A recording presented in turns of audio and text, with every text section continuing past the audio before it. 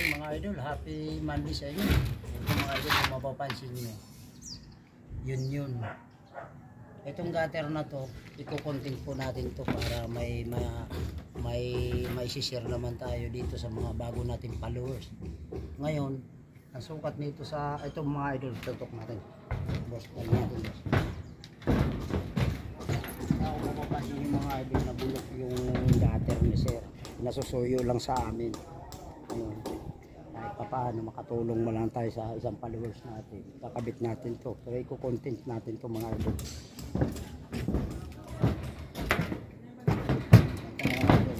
Ang sukat ng gutter ni sir na bulok ay 162. Wala naman tayo nabibiling gutter na 162 cm. Buo talaga to.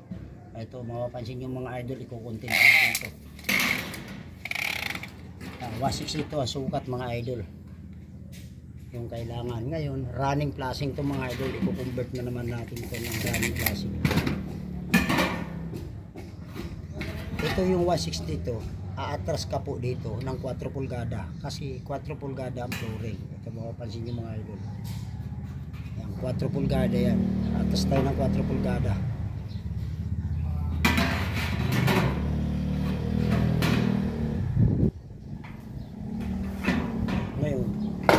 Ng gutter mga idol 8 pulgada.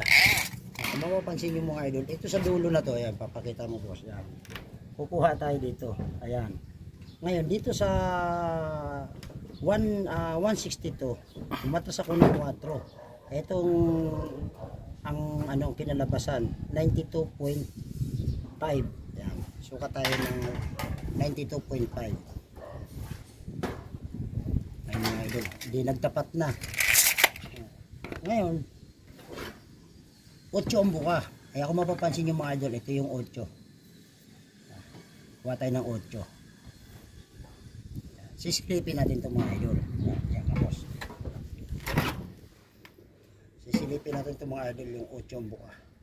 Ito yung running flashing mga idol.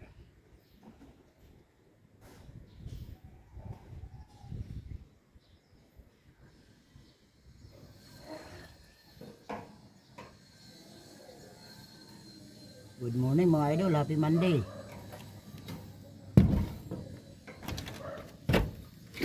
Single S lang to mga idol, hindi double S. Makapansin yung mga idol. Kukuha ka rin ng 8 pulgada rito mga idol. Kasi 8 buka. Kukuha ka rin dito ng 8 pulgada. Abanti ka ng 4 pulgada mga idol.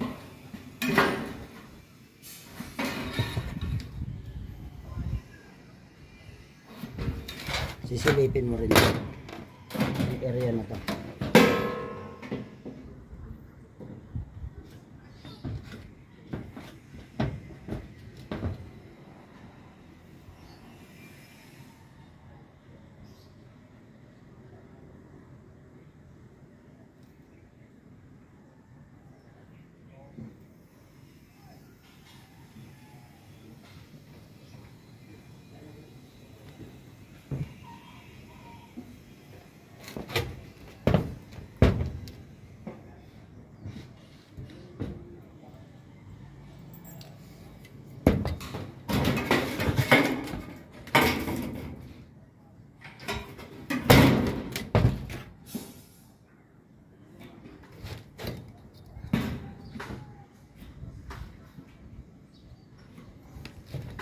Ito mga idol, ito yung indirect na sarado mga idol.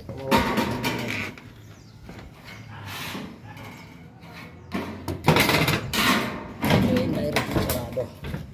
Mapapansin nyo, ako na gunting na. Ito pang pattern boss.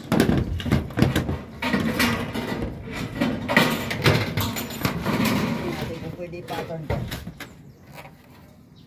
Yan, halika na. Pattern. Ito yung nabulok mga idol. Yan, ito yung running flashing. Pattern natin itong mga idol. Mapapansin nyo. Ito yung sarado ng gutter. Mapapansin nyo mga idol, ano.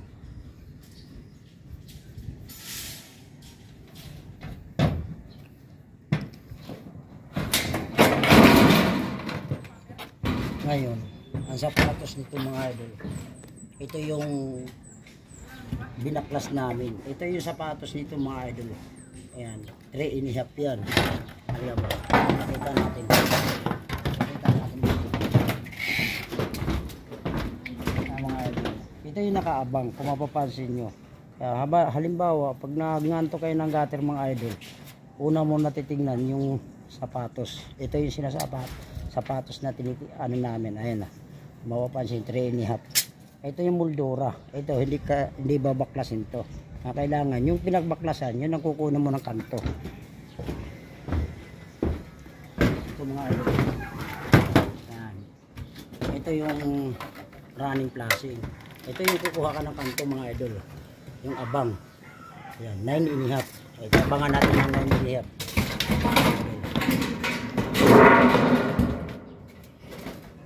Ito. Sukuha tayo ng 9.5 mga idol. Yan. Para matutunan nyo mga idol. 9.5 mula sa ibabaw. Ngayon, yung sapatos yung running classic, ang sukat po yan.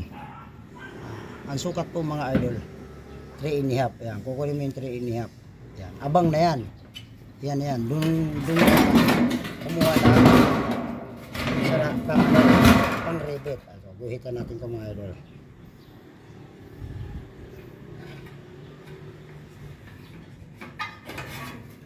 Mahaba yung tira kasi wala namang nabibiling mga idol na 162 cm na gutter, kundi buo na kasi yun lang nabulok.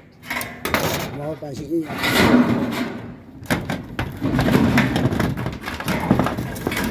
Lupitin natin. Diyan ka boss. Bali mabagal ang ating content para maintindihan yung mga idol natin.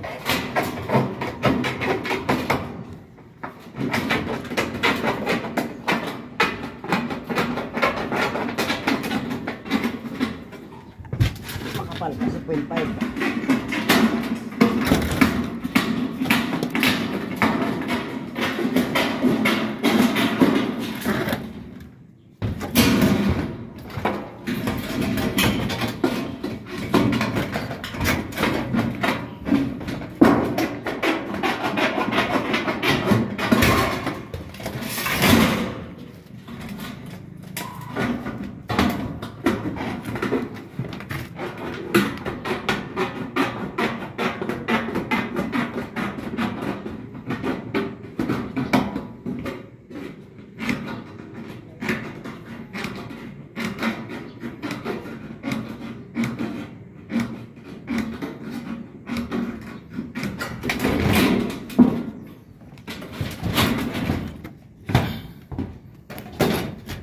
Ito, magtitira tayo mga idol yan na pagre-review.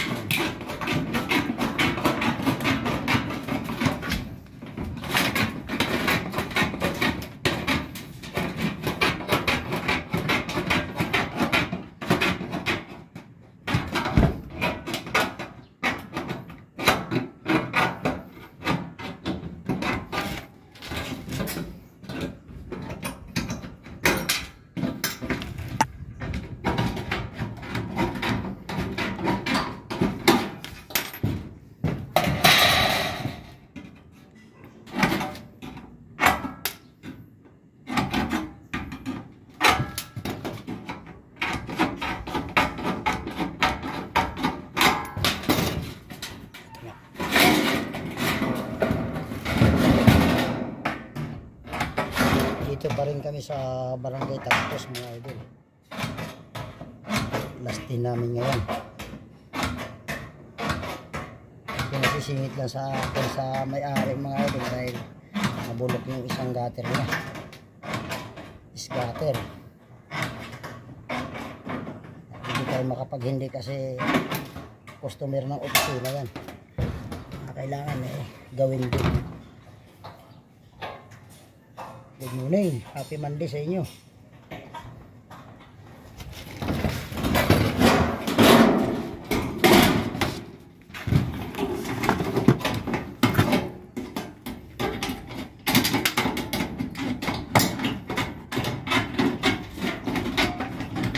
umbok yung dating ano. Kung mapapansin nyo, umbok na umbok yung dating design.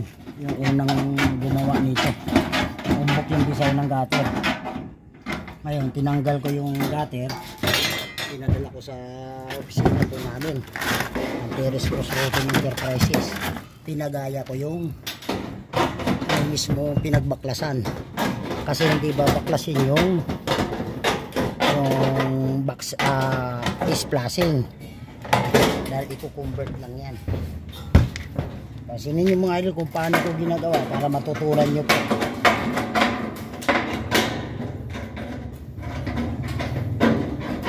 Wala naman tayong kayamanan na pwede kong i-share sa inyo mga idol kung kayaman natin bilang isang natero.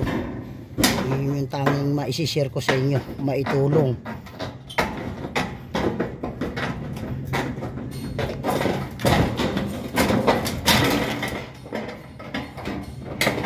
Hirap talaga yung umbok niya.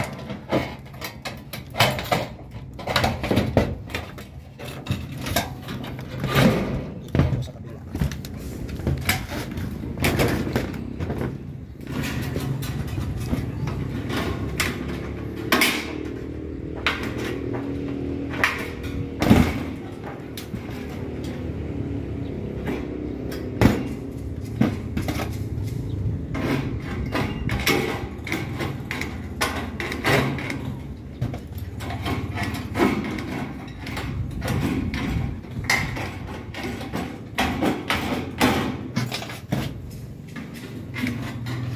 Ulihin mo lang yung mga idol yung guhit na yun.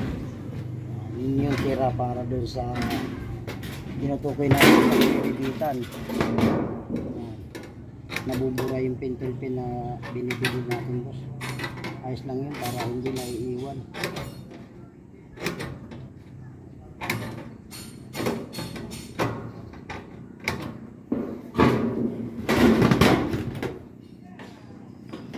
Ibang gutter na design to.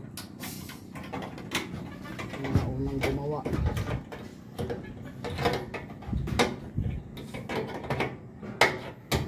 Kailangan talaga ng idol. Naka-encounter kayo ng mga ganitong gutter, babaklasin nyo muna yung mga dating gutter para madala sa bindingan, para magaya dung mga gumagawa ng gutter sa bindingan. Yun po yung purpose nun, yung unang move.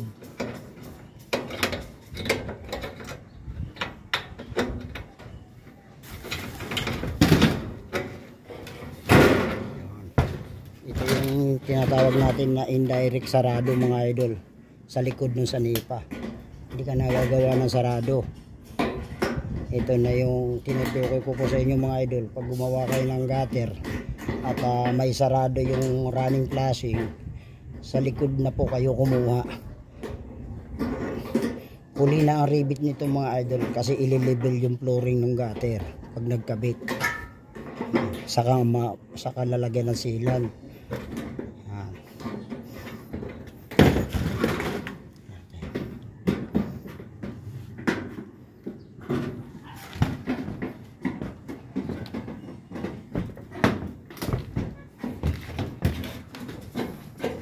Sige, pintura na. Kunin mo yung pintura. Sige, pintura sa taas na. Pintura mo yun.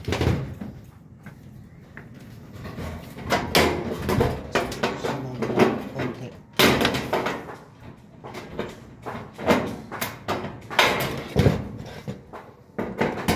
Hirap yan. Ito yung gutter na walang uno. Ating mga design pa, yung mga panahon pa yun. Walang uno sa moldura.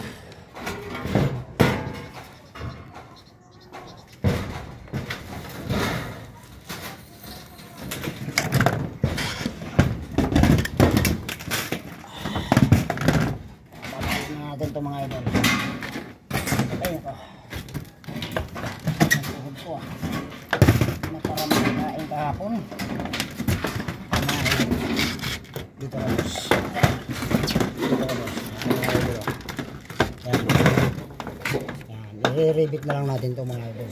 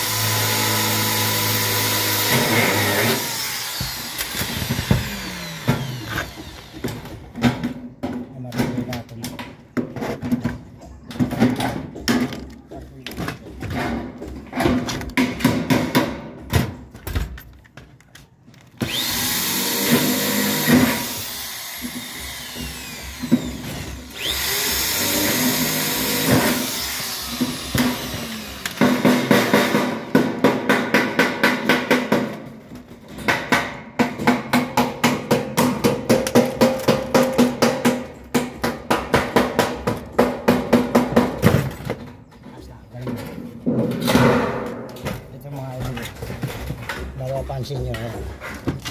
Yan. Ito yung indirect na sarado mga idol. Pakita mo guys. Ito yan. Yan.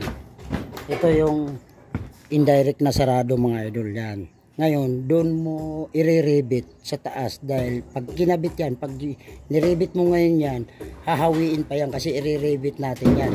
Nga kailangan, doon ka mag-rebit pag naikakabit na. Ayan, ayos na ito mga idol.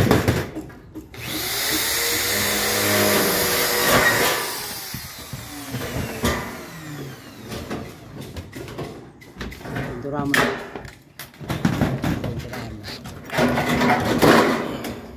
Mapapasin yung mga idol ng finish. Pintura mo na. Ito lang. Kamay lang yun. Ito yung yun ng mga idol ng pintura. Ayan, yun. Kaya mag-match yung pintura mga idol.